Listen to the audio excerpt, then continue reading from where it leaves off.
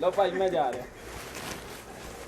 महंगिया महंगिया गड्डियां ते महंगे महंगे फनकार वेखो तो सही नवे नवे मॉडल ते वाह जी वाह वड्डियां वड्डियां गड्डियां फनकार बनन दा फायदा ते है जे लेकिन सलाम अलैकुम किधर अंदर जाना फनकारां नूं मिलना है क्यों सफैन किदे ए ड्रामे वाले सारे बंदियां दे फनकारां दे सफैन दीवाने आ पिंडों फनकार बनन आए आ नहीं जा सकता ते ओ मोबाइल किदा पिया होया ए मोबाइल ए मेरा ख्याल साहब जी वेखने किदा पिया जे ओ वेखो ओ वेखो ओ वेखो वेखो वेखो वेखो वेखो वेखो वेखो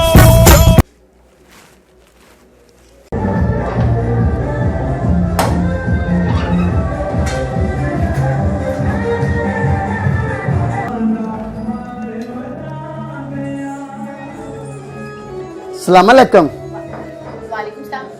कौन हो तुम? चलो बाहर यहाँ से। इस अंदर किसने आने दिया है?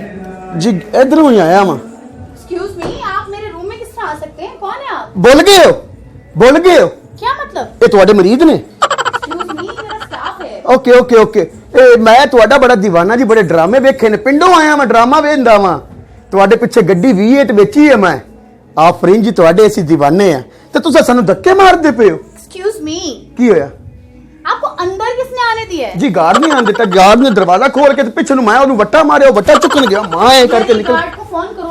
नहीं क्या हो क्या रहा है? ਉਹਦਾ ਫੋਨ ਵੀ ਮੈਂ ਚੁੱਕ ਲਿਆਂਦਾ ਜੀ ਮੈਨੂੰ ਪਤਾ ਸੀ ਤੁਸੀਂ ਕਢਾ ਦਿਓਗੇ ਅਸੀਂ ਤੁਹਾਡੇ دیਵਾਨੇ ਤੁਹਾਡੇ ਫੈਨ ਕੋਠੀ ਵੀ ਵੇਚੀ ਏ 4 ਮਰਬੇ ਜ਼ਮੀਨ ਵੀ ਵੇਚੀ ਏ ਅੰਮਾ ਦਾ ਜ਼ੇਵਰ ਵੀ ਵੇਚਤਾ ਹੈ ਤੁਹਾਡੇ ਡਰਾਮੇ ਵੇਂਦੇ ਸੀ ਤੁਸੀਂ ਪਹਿਚਾਨਦੇ ਨਹੀਂ ਪਏ कुछ बाकी बचा है? नहीं ਹੁਣ चलो बाहर निकलो।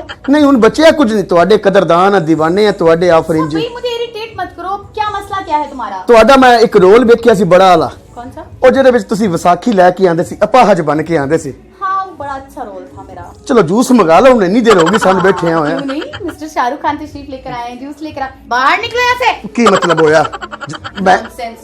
मैं ਤੁਹਾਡਾ دیਵਾਨੇ ਆ ਜੀ ਤੁਹਾਡੇ ਫੈਨ ਆ ਸਾਂ ਫੈਨਾਂ ਨੂੰ ਇੰਜ ਕਰੀਦਾ ਹੁੰਦਾ नहीं नहीं। ਅਸੀਂ ਤੁਹਾਡਾ ਆਟੋਗ੍ਰਾਫ ਲੈਣਾ ਸੀ ਤੇ ਪੈਨਸਲ ਕਾਪੀ ਹੈ ਤੁਹਾਡੇ ਕੋਲ अच्छा, ऑटोग्राफ भी मेरा लेना है और पेंसिल कॉपी भी तुम्हें मैं दूं। जी क्यों मोड़ खाने वाली हरकतें करो? चलो यहाँ से बाहर। चले जाने हैं लेकिन एक मसला सी जी बताएं। आप आफरीन परी है ना जी जी अल्हम्दुलिल्लाह, मैं आफरीन परी हूँ। आप कब से आई हैं ड्रामों में जी तकरीबन 12 साल हो गए हैं।